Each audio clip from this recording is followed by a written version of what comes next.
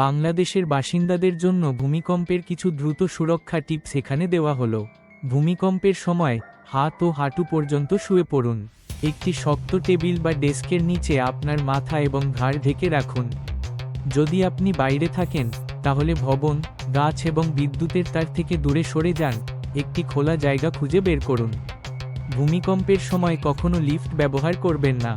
সতর্ক থাকুন, প্রস্তুত থাকুন, এবং মাটি নড়লে আপনি নিরাপদ থাকবেন। স্থানীয় সংবাদ বা রেডিওর মাধ্যমে অবহিত থাকুন। একজন অভিজ্ঞ স্ট্রাকচারাল ইঞ্জিনিয়ার দিয়ে ফাউন্ডেশন, কলাম, বিমসহ পুরো কাঠামো পরীক্ষা করিয়ে নিন।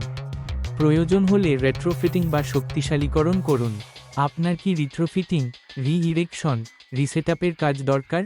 আজই আমাদের সাথে যোগাযোগ করুন।